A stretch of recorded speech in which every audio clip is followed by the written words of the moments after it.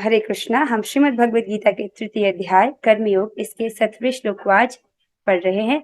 इस पर आज हमारा दूसरा दिन है। पहले हम श्लोक की कुछ आवृत्ति करेंगे। मेरे पीछे बोलेगा, पहले कौन बोलेंगे? आभा माता जी, आप बोलिएगा। यस्त्वात्मरतिरेव स्यात् यस्त्वात्मरतिरेव स्यात् आत्मतृप्तश्च मानवः आत्मतृप्तश्च मानवाः आत्मन्येव च सन्तुष्टः आत्मनेव च सन्तुष्टः तस्य कार्यं न विद्यते। तस्य कार्यं न विद्यते। अच्छा माता जी, कौन करेगा? वैष्णवी आप कीजिए। यस्त्वात्मरतिरेव स्यात् यस्य आत्मरतिरेवस्य आत्मतृप्तश्च मानवः आत्मतृप्तस्य मानवः आत्मन्येव च सन्तुष्टः आत्मनेव न सन्तुष्टः तस्य कार्यं न विद्यते। तस्य कार्यं न विद्यते। अच्छा प्रयास किया वैष्णवी, अगर आप अभ्यास करोगी तो बहुत अच्छा कर पाओगे। तो अब कौन करेंगे? अनीता नाइक माता जी, आप कीजिए। यस्त्वात्मरतिरेव स्यात् यस्वात्मतिरेव स्यात् आत्मतृप्तश्च मानवः आत्मतृप्तश्च मानवः आत्मन्येव च सन्तुष्टः आत्मनेवश्च सन्तुष्टः तस्य कार्यं न विद्यते। तस्य कार्यं न विद्यते। बहुत अच्छी माता जी, आप सभी ने बहुत अच्छा किया। आइए जानते हैं कि भगवान इस श्लोक में क्या कह रहे हैं। आप पिछली कक्षा में इस श्लोक की कुछ व्याख्या आप सुन चुके हो। आज की कक्षा एक शब्द को समझने के लिए है। पहले इस श्लोक का भावार्थ सुनते हैं।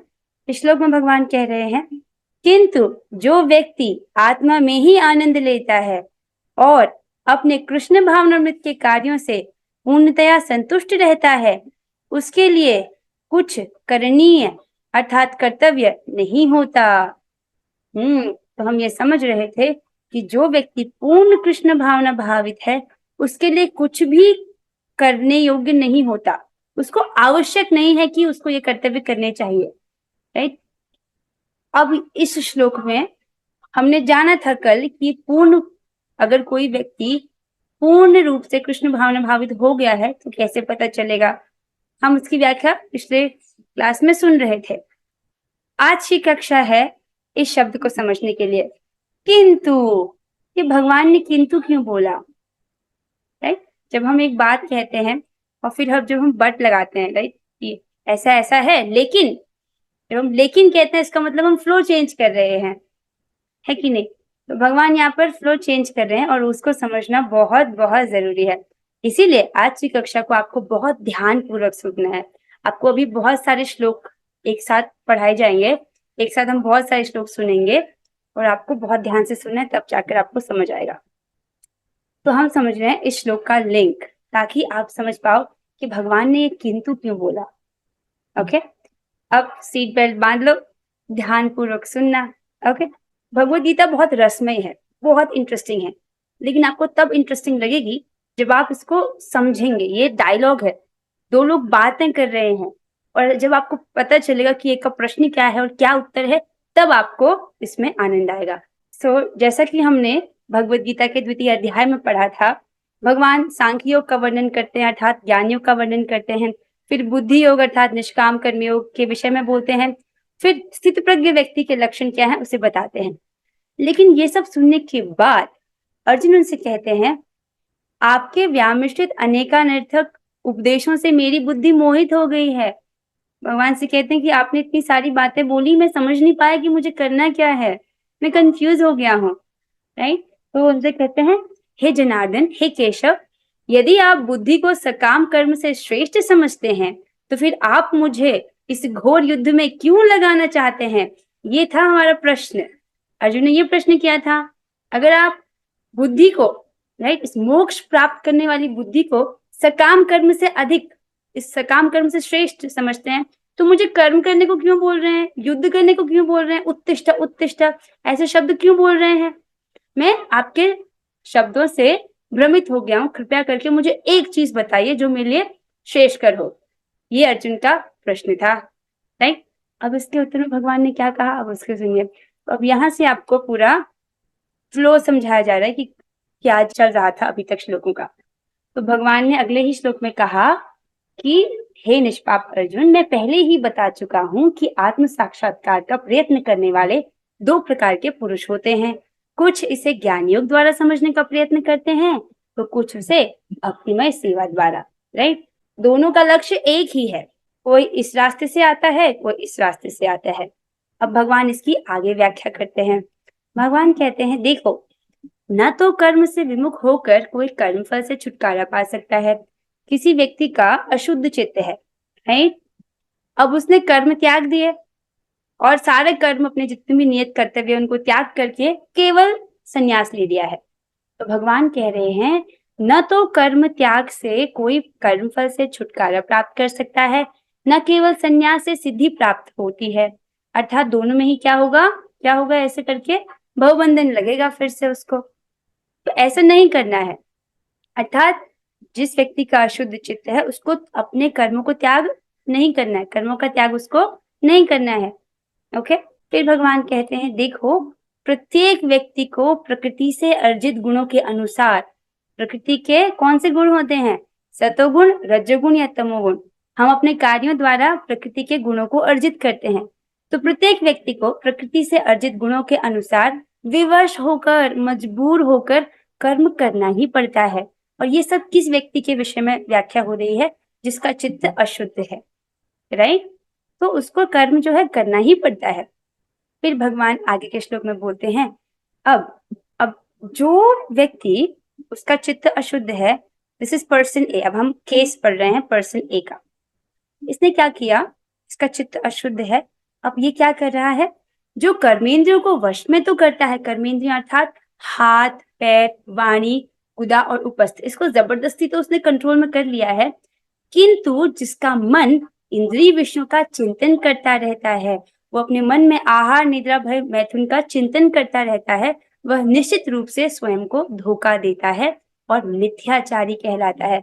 भगवान उसको बोल रहे हैं कि वो मिथ्याचारी है, अर्थात धोखेबाज है, ठीक है, क्योंकि उसका मन अभी भी इंद्रिय विषयों की तरफ भाग रहा है।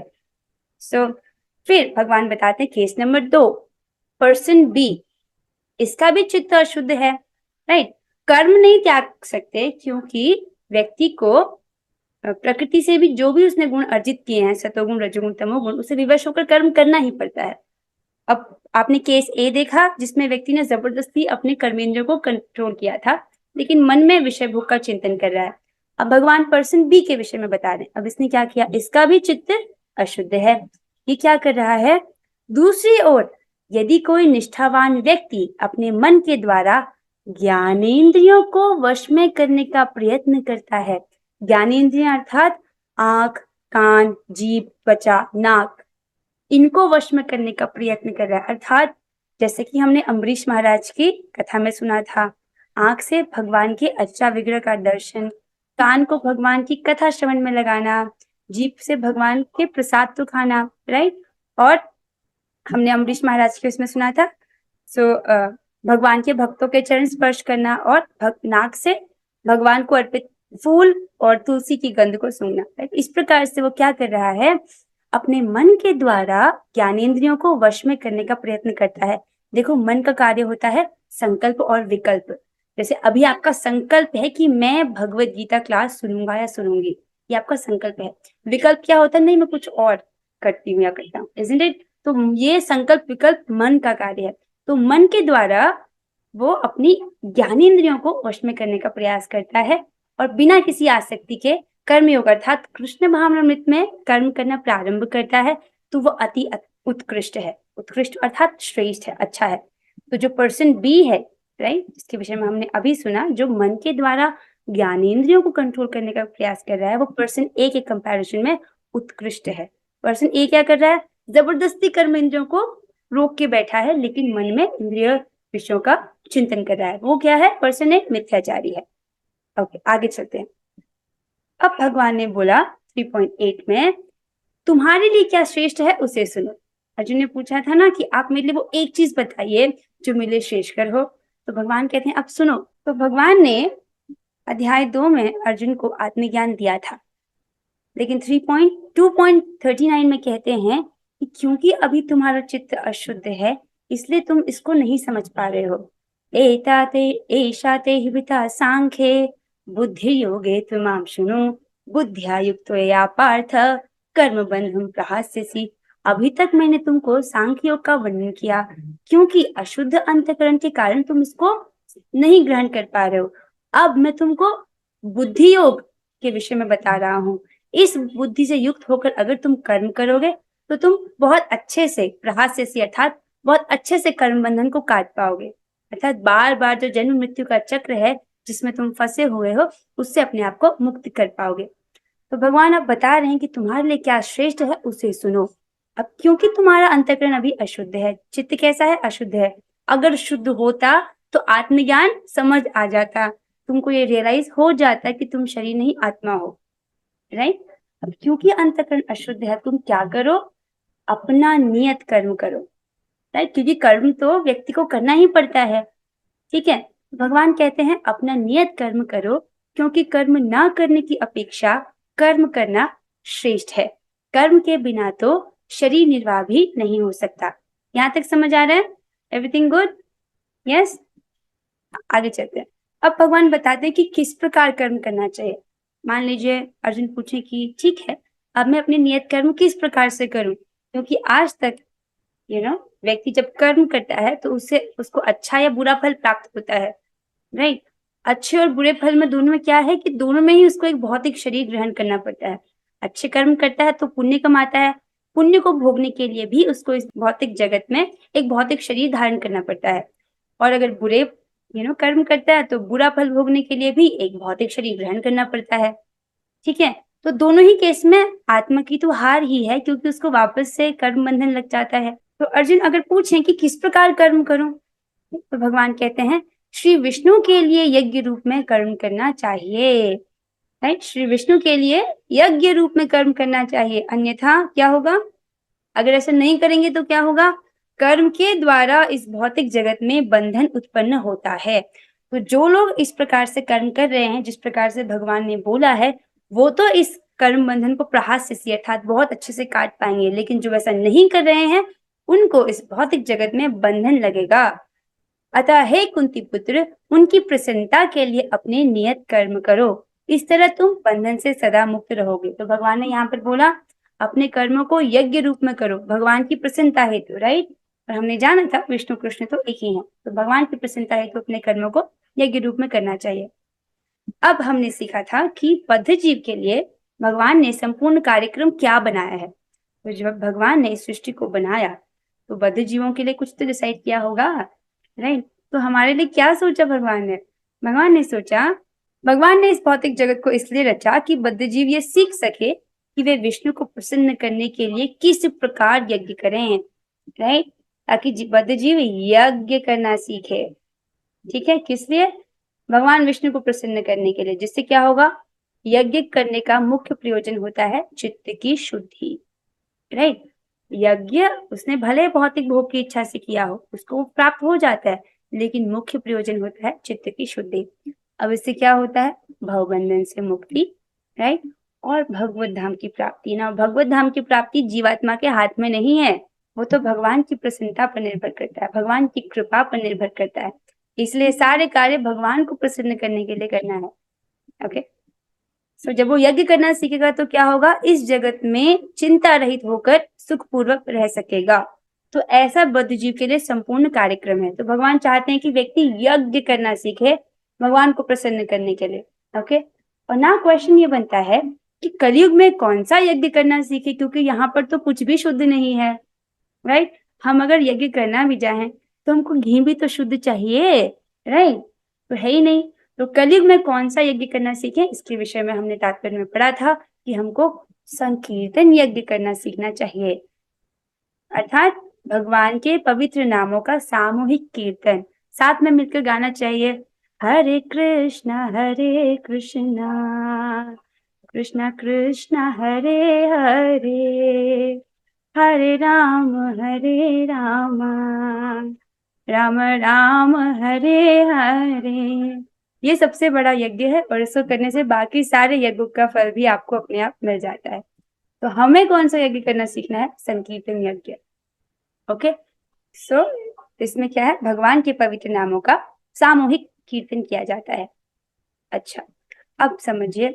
अब इसके बाद भगवान कहते हैं, इसके बाद भगवान यज्ञ चक्र के विषय में बताते हैं कि जब ये सृष्टि बनी थी तो प्रारंभ में सृष्टि के प्रारंभ में समस्त प्राणियों के स्वामी ने विष्णु के लिए यज्ञ सहित मनुष्यों तथा देवताओं की संततियों को रचा और उनसे कहा, तुम इस यज्ञ से सुखी रहो, क्योंकि इसके करने से तुम्हें सुखपूर्वक रहने तथा मुक्ति प्राप्त करने के लिए समस्त वांछित वस्तुएं प्राप्त हो सकेंगी। तो सृष्टि बनाई, उसके साथ यज्ञ, यज्ञ कैसे किया जाता है ये भी बताया, राइट। और कहा कि तुम इस यज्ञ को करो और इससे सुखी रहो। तो अब जब व्यक्ति यज्ञ करता है तो क्या होता है? उससे देवता प्रसन्न होते हैं। तो देवता प्रसन्न होते हैं तो मनुष्यों को भी बहुत सारे उपहार देते हैं, राइट। तो इस प्रकार भगवान कहते हैं, जो इन उपहारों को देवताओं को अर्पित किए बिना भोगता है वह निश्चित रूप से चोर है, राइट। और जो चोर है वो ना तो सुखी रह सकता है, राइट, ना उसको शांति प्राप्त हो सकती है। उसके बाद भगवान ये चक्र समझाते हैं कि सारे प्राणी अन्न पर आश्रित हैं, जो वर्षा से उत्पन्न होती है, और वर्षा यज्ञ संपन्न करने से होती है, और यज्ञ नियत कर्मों से उत्पन्न होता है। और वेदों में नियत कर्मों का विधान है, राइट, ये भगवान ने बताया। तो भगवान ने कहा कि तुम्हारे लिए क्या करना श्रेष्ठकर है कि तुम अपना नियत कर्तव्य करो, राइट, ठीक है। और किस प्रकार करो? भगवान विष्णु के लिए यज्ञ रूप में कर्म करना सीखो, ये भगवान ने बताया। और जिसमें भगवान ने 3.13 में ये भी कहा था कि जो भगवान के भक्त हैं वो तो केवल यज्ञ में अर्पित उच्चिष्ट को ही खाते हैं। अन्य लोग जो अपनी इंद्रिय तृप्ति के लिए भोजन बनाते हैं वे केवल पाप खाते हैं। तो यहाँ पर भगवान ने ये भी बोला था, ये इस यज्ञ के विषय में भी बताया कि जो भक्त हैं वो भगवान को भोग लगाकर ही पाते हैं। ओके, तो ये भगवान आदेश दे रहे हैं, ऐसा करना है, ठीक है। अगर नहीं करेंगे तो भगवान खुद कह रहे हैं कि ऐसे लोग क्या है, जो अपनी इंद्रिय सुख के लिए भोजन बनाते हैं वो केवल पाप खाते हैं। अर्थात फिर से पाप का अर्थ है एक और कर्म बंधन लगेगा, ठीक है। तो ये फ्लो चल रहा था अभी तक का, जिसमें भगवान बता रहे थे एक ऐसे व्यक्ति के विषय में जिसका चित्त अशुद्ध है, उसको क्या करना चाहिए? उसको अपना कर्म नहीं त्यागना चाहिए, राइट। जैसे कर्म नहीं त्याग सकते, कर्म त्यागेगा तो फिर से बहुबंधन, इससे कोई सफलता नहीं मिलेगी, क्योंकि कर्म तो करना ही पड़ता है प्रकृति के गुणों से विवश होकर के। तो क्या करना है? एक अशुद्ध चित्त वाले व्यक्ति को अपना नियत कर्म करना है, लेकिन किस प्रकार से करना है? भगवान विष्णु के लिए यज्ञ रूप में कर्म करना है, राइट, जिससे क्या हो, उसका चित्त का शुद्धिकरण हो और वो भवबंध से मुक्त हो सके। अब भगवान 17वें श्लोक में यहाँ से वर्णन करते हैं किंतु, अर्थात अब भगवान उस व्यक्ति के विषय में बोल रहे हैं जिसका चित्त शुद्ध हो चुका है। अभी तक व्याख्या चल रही थी एक ऐसे व्यक्ति के लिए जिसका चित्त अशुद्ध है, लेकिन अब व्याख्या कर रहे हैं एक ऐसे व्यक्ति के विषय में जिसका चित्त जो है वो शुद्ध हो चुका है। उसके लिए भगवान कह रहे हैं, कमी है, हाँ, किंतु जो व्यक्ति आत्मा में ही आनंद लेता है और अपने कृष्ण भावनामृत के कार्यों से पूर्णतया संतुष्ट रहता है, उसके लिए कुछ करणीय नहीं होता। समझ आया? अभी तक जो व्याख्या थी वो उस व्यक्ति के लिए थी जिसका चित्त अभी अशुद्ध है, वो यज्ञ करता है और यज्ञ करके क्या होता है, उसका चित्त का शुद्धिकरण होता है। अब लेकिन अब उस व्यक्ति के विषय में बात हो रही है जिसका चित्त शुद्ध हो चुका है। तो जब चित्त शुद्ध हो चुका है तो उसको नियत कर्तव्य करने की क्या आवश्यकता है? ये सारे नियत कर्तव्य, सारे जो यज्ञ हैं क्यों बनाए गए थे? ताकि जीवात्मा का चित्त का शुद्धिकरण हो, ये मुख्य प्रयोजन था, है कि नहीं? तो अब उसका चित्त शुद्ध हो चुका है तो उसके लिए अब कुछ भी करणीय नहीं है। समझ आ रहा है यहाँ तक सबको? Okay, that's good, coming here. So I hope आपको समझ आ गया होगा। तो हमने इस पर पिछली क्लास में प्रभुपाद जी की टीका को पढ़ा था कि जो व्यक्ति कृष्ण भावना भावित है और अपने कृष्ण भावनामृत के कार्य से पूर्णतया संतुष्ट रहता है, उसे कुछ भी नियत कर्म नहीं करना होता, राइट। उसको आवश्यकता नहीं है अपने चित्त का शुद्धिकरण के लिए, इसकी आवश्यकता उसको नहीं है। ऐसे क्यों है? क्योंकि उसने प्रोसेस ही ऐसे चूज किया है, राइट। कृष्ण भावना भावित होने के कारण उसके हृदय से सारा मैल धुल जाता है, सारा मैल अर्थात सारी भौतिक वासनाएं धुल जाती हैं, जो कि हजारों हजारों यज्ञों को संपन्न करने पर ही संभव हो पाता है। इस बात को समझिए आप। हजारों हजारों यज्ञ जब व्यक्ति करता है तब जाकर उसके जो चित्त का जो मल है वो धुल पाता है, राइट। लेकिन संकीर्तन यज्ञ इतना पावरफुल है और इतनी तेजी से काम करता है कि प्रभुपाद जी कह रहे हैं कि कृष्ण भावना भावित होने के कारण उसके हृदय का सारा मैल तुरंत धुल जाता है। अब कोई कार्य जिसे करने में करोड़ों साल लगने वाले थे, अब उसी कार्य को अगर 10 साल या 20 साल में हो गया या मान लो 100 साल में भी हो गया तो बोलेंगे ना तुरंत हो गया। जिस कार्य में को करने में करोड़ों साल लगने वाले थे, अगर वो 100 साल में हो जाता है तो बोलेंगे ना तुरंत हो गया, है कि नहीं। सो कमिंग हियर, ये हमने पिछले क्लास में तात्पर्य पढ़ लिया था और आपने ये भी जाना था कि हम कैसे पता करते हैं कि हम किस प्रकार से पूर्ण कृष्ण भावना भावित हो गए, अर्थात तब व्यक्ति के मन में कोई भी भौतिक इच्छा नहीं रहती है, राइट। अब हम इस विषय पर चर्चा कर रहे थे कि व्यक्ति किस प्रकार पूर्ण कृष्ण भावना भावित हो सकता है। तो ज्यादा 5 मिनट तो हम इसमें लेंगे। ये महत्वपूर्ण है, हम इसको समझना चाहते हैं क्योंकि हम ऐसा करना चाहते हैं, isn't it? हम इस विषय पर प्रहलाद महाराज के शब्दों को सुन रहे थे। प्रहलाद महाराज जो कि भगवान के शुद्ध भक्त हैं, वे हमको शुद्ध भक्ति के 9 अंगों के विषय में बता रहे थे, राइट। और उसमें हमने पढ़ा था कि यदि कोई भक्त अविचल भाव से इनमें से एक का भी पालन करता है तो उसे भगवान की कृपा प्राप्त हो सकती है, राइट। ये कौन बोल रहे हैं? भक्त सिद्धांत सरस्वती ठाकुर महाराज बोल रहे हैं। कभी कभी पाया जाता है कि जब कोई किसी एक विधि का पालन करता है तो उसमें अन्य विधियां मिली होती हैं। भक्त के लिए यह अनुचित नहीं है। जब भक्त 9 विधियों में से किसी एक को संपन्न करता है तो वही पर्याप्त होती है। तो 9 विधियां बताई जा रही हैं, उसमें से एक को भी संपन्न कर रहा है तो वो क्या है? पर्याप्त है। क्यों? क्योंकि अन्य 8 उसी में निहित रहती हैं, ठीक है। ये क्या क्या है नवदा भक्ति में? श्रवण, कीर्तन, स्मरण, पाद सेवन, अर्चन और फिर आता है वंदनम, दास्यम, सख्यम और आत्म निवेदनम। तो ये शुद्ध भक्ति के 9 अंग हैं, राइट।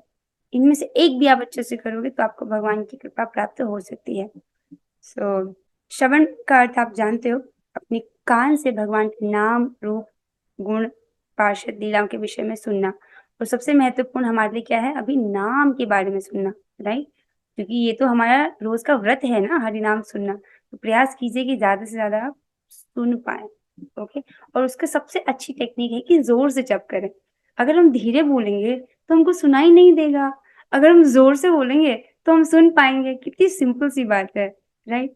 पर लेकिन हमारा मन इतना आलसी होता है कभी कभी कि हम तुम धीरे धीरे करते हैं, जबकि हमको सुनना है। तो कोशिश कीजिएगा थोड़ा, अगर आप अगर कोई डिस्टर्ब ना हो रहा हो तो जोर से करने का प्रयास कीजिएगा, ओके। सो और कीर्तन का अर्थ है कि एक तो कीर्तन का अर्थ है भगवान के पवित्र नामों को गाना, राइट। जो कि संकीर्तन यज्ञ है वो तो हमको करना ही है, राइट। और अपनी वाणी के माध्यम से भगवान के नाम, रूप, गुण, लीला का वर्णन करना। स्मरण का अर्थ है भगवान के बारे में अधिकाधिक जानने का प्रयत्न करना, जैसे कि भक्ति सिद्धांत सरस्वती ठाकुर महाराज बोल रहे हैं। जब हम जिज्ञासा करते हैं किसी व्यक्ति के विषय में तो उसका स्मरण करते हैं, राइट। तो स्मरण। पाद सेवनम का अर्थ है समय तथा परिस्थिति के अनुसार भगवान के चरण कमलों की सेवा में अपने को लगाना। और अर्चनम का अर्थ है भगवान विष्णु की उसी रूप में पूजा करना जैसा कि मंदिरों में की जाती है। देखो, अब घर में मंदिरों के जैसे स्टैंडर्ड ना भी फॉलो हो पाए, अर्चा विग्रह की सेवा के विषय में बोला जा रहा है, आपसे घर में जितना हो पा रहा है आप उतना जरूर कीजिए। अब आता है वंदनम। अब ये चीज मैंने उतना ध्यान से कभी नहीं देखा था, लेकिन वंदनम अर्थात भगवान को नमस्कार करना। आप देख रहे हैं, ये अपने आप में एक शुद्ध भक्ति का अंग है। और अगर हमने 9 में से कोई एक भी बहुत अच्छे से किया तो वो अपने आप में पर्याप्त है। आप इसको बात को समझ रहे हैं। और भगवान को नमस्कार करना या प्रार्थना करना कितना बड़ा है। मुझे लगता था कि श्रवण सबसे आसान है, लेकिन सबसे आसान तो भगवान को नमस्कार करना है कि नहीं? ओके, सो इसको नेग्लेक्ट मत कीजिए, इसको नेग्लेक्ट मत कीजिए। वंदनम का अर्थ है भगवान को नमस्कार करना या प्रार्थना करना। ये अपने आप में शुद्ध भक्ति का बहुत बड़ा अंग है। और देखो, नमस्कार करने में तो बहुत समय भी नहीं लगता। और प्रार्थना करना, देखो ये बेसिक्स हैं भक्ति के, तो प्रार्थना तो हमको करनी ही चाहिए, हर एक दिन करनी चाहिए भगवान से। इसको नेग्लेक्ट मत कीजिएगा, ये बहुत महत्वपूर्ण अंग है। और आसान भी हमसे कर सकते हैं। और दास्यम है अपने आप को कृष्ण का चिरदास, कृष्ण का नित्य दास मानना, जो कि हमारी वास्तविक पहचान है। और कृष्ण का हित चिंतन अर्थात सख्यम कहलाता है। जब हम कृष्ण के हित के विषय में सोचें, कृष्ण के सुख के विषय में सोचें, तो वो सख्यम है। जैसे एक मित्र अपने मित्र के सुख के विषय में सोचता है, ये बहुत सुंदर है। जैसे कृष्ण क्या चाहते हैं? कृष्ण चाहते हैं कि सभी लोग भगवान की शरण में जाएं। कृष्ण चाहते हैं कि सब उनकी शरण में आए। कह रहे हैं ना भगवान भगवद गीता के अंतिम उपदेश में कि सर्वधर्मान् परित्यज्य मामेकं शरणं व्रज अहम त्वां सर्व पापेभ्यो मोक्षयिष्यामि मा शुचः। तुम सभी धर्मों को त्याग कर मेरी शरण में आओ, मैं तुम्हें सभी पापों से मुक्त कर दूंगा, डरो मत। राइट? तो भगवान की ऐसी इच्छा है। तो जो भगवान के साथ साख्य भाव में है, तो वो क्या चाहेगा कि मेरे मित्र की इच्छा पूरी हो, मेरे मित्र को सुख मिले। तो वो क्या करता है?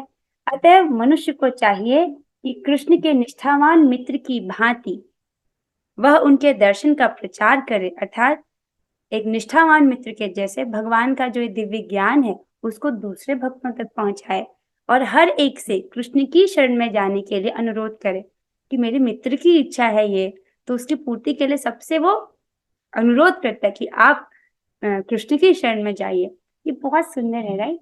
एक मित्र जिस प्रकार से अपने मित्र का हित चिंतन करता है, तो सख्यम अर्थात भगवान कृष्ण का जो मित्र है वो क्या सोचेगा कि भगवान की इच्छा पूरी हो, सब भगवान की शरण में जाएं, राइट? और ऐसे में सारे बद्ध जीवों का भला तो इसी में है कि भगवान की शरण में जाए। और अंतिम है आत्मनिवेदनम, अर्थात कृष्ण को प्रत्येक वस्तु अर्पित करना जिसमें शरीर, मन, बुद्धि तथा अपने पास में जो भी हो वह सम्मिलित है। सबसे सुंदर पॉइंट है, अपना सब कुछ भगवान को अर्पित करना, राइट? बहुत सुंदर है। हमने कल ये भी सुना था कि जो संन्यास ग्रहण करते हैं वो क्या करते हैं? अपने शरीर से, अपने मन से, अपने वचनों से कृष्ण को आत्मसमर्पण करते हैं, राइट? और अपने शरीर से, मन से और वचनों को कृष्ण की इच्छानुसार उनकी सेवा में लगाता है। तो जो व्यक्ति ऐसा कर रहा है तो वो वास्तविक सन्यासी है। अब ना कमिंग हियर, यहाँ पर जो टीका है वो समाप्त होती है। अब आपकी बारी है और कुछ प्रश्न जो है उनको डिस्कस कर लेते हैं। ओके, सो पहला प्रश्न है, किस व्यक्ति के लिए कुछ भी नियत कर्म नहीं करना होता? ओके, कनक माता जी आपने हाथ खड़ा किया, बताइए। वर्षा जी, मैं ट्राई करूंगी। जिस व्यक्ति का चित्त शुद्ध होता है उसको नियत कर्म करने की आवश्यकता नहीं होती है। यस माता जी। और चित्त तभी शुद्ध होता है जब हम कृष्ण को ऑनेस्टली अपने अपने आप को समर्पण कर देते हैं। मेरा टेक था ये, सॉरी, आई जस्ट ट्राइड। अरे माता जी, परफेक्ट अंडरस्टैंडिंग, आपकी सही समझावट है। That was the right answer. Yes, thank you माता जी। ओके, नाउ कनक माता जी ने बहुत अच्छा कर दिया, राइट? तो जब व्यक्ति का चित्त शुद्ध हो जाता है, और चित्त शुद्ध कैसे होता है? जब व्यक्ति कृष्ण को समर्पण कर देता है, राइट? जब वो पूर्ण कृष्ण भावना भावित हो जाता है। Okay, now coming to the next question, यदि व्यक्ति का चित्त पूरी तरह शुद्ध नहीं हुआ है और यदि वह नियत कर्म त्याग दे और संन्यास ले ले, क्या उसे सिद्धि प्राप्त होगी? प्रश्न नंबर 2 आप लोग ने सुना? ठीक है, कौन देगा इस प्रश्न का उत्तर?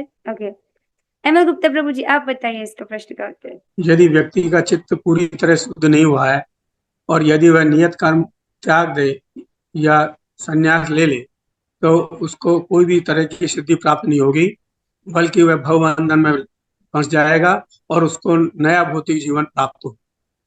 जी प्रभु जी, बहुत सुंदर उत्तर, thank you so much Prabhu ji. So that was the right answer. Now हम अगले प्रश्न की तरफ बढ़ते हैं। किस प्रकार उसके हृदय का सारा मैल तुरंत धुल जाता है, जो हजारों हजारों यज्ञों को संपन्न करने पर ही संभव हो पाता है? ओके, अनीता नाइक माता जी आप बताइए इस प्रश्न का उत्तर। हरे कृष्ण माता जी। कृष्ण भावना भावित होने पर ही उस व्यक्ति का हृदय का सारा मेल तुरंत ही धुल जाता है, और हजारों हजारों यज्ञ को संपन्न करने पर जो संभव नहीं हो पाता है वो कृष्ण भावना भावित होने पर हो। बहुत सुंदर उत्तर माता जी, आपने सही उत्तर दिया, थैंक यू सो मच माता जी। नाउ लास्ट क्वेश्चन आज का, कैसे यह पता लगाया जाए कि व्यक्ति पूर्ण कृष्ण भावना भावित हो गया है? हरे कृष्ण पांडव प्रभु जी, हमने आपसे नहीं पूछा, आप बताइए, इसे क्या उत्तर है? हरे कृष्ण माता जी, আমাদের শিক্ষাষ্টা আমরা 4 নম্বর শ্লোক নাম ধর্ম নাচ জন্য না সুন্দরী কবিতা বা জগদীश काम में ये श्लोक जो हमें जो पाई जे इसी श्लोक से हमें यही शिक्षा मिला कि हम ये भौतिक से ना कोई धन ना जन ना सुंदर नारी को जरूरत नहीं, से भगवान की सेवा करना, कृष्ण भावना भावे भावित होगी भगवान की सेवा करना। यस प्रभु जी, आपने सही उत्तर दिया। यस, तो कैसे पता चलेगा कि व्यक्ति पूर्ण कृष्ण भावना भावित हो गया है कि नहीं? उसके मन में कोई भी भौतिक इच्छा नहीं बचेगी, ना उसको धन चाहिए, ना जन चाहिए, ना उसको स्त्री चाहिए, ना उसको काव्य कोई प्रशंसा ही चाहिए। इस भौतिक जगत में कुछ भी नहीं चाहिए। और क्या चाहिए? एकमात्र भगवान की अहेतु की भक्ति। मतलब कोई भी भौतिक इच्छा नहीं है, इसका मतलब सारा जो उसका चित्त का मल है वो धुल गया है। ओके, और वो कृष्ण पूर्ण रूप से कृष्ण भावना भावित हो गया। आप सबने बहुत अच्छे उत्तर दिए। Thank you so much for your participation. अब इसी के साथ हम आज की कथा को यहीं पर विश्राम देते हैं। हम अब 3 बार हरि नाम करेंगे। बिफोर दैट आप आज की कक्षा से आपने जो भी सीखा हो उसको लिखिएगा, राइट? तो जो लोग लिखते हैं दैट इज वेरी गुड। जो लोग नहीं लिखते, मैं सोचती हूँ क्या आपको एक बात भी नहीं समझ आई होगी, राइट? या बच्चे बहुत लेजी हैं, इनमें से एक ही चीज हो सकता है, राइट? तो ये एक बहुत अच्छी आदत होगी कि हम सीखें इस प्रकार से। देखो, भगवत गीता के 700 श्लोकों में से 700 बातें आपने सीखी होंगी, कितनी अच्छी बात होगी, राइट? सो अब हम 3 बार हरे कृष्ण महामंत्र बोलेंगे। आपने माइक को ऑन कर लीजिए। चलिए हम साथ में करते हैं।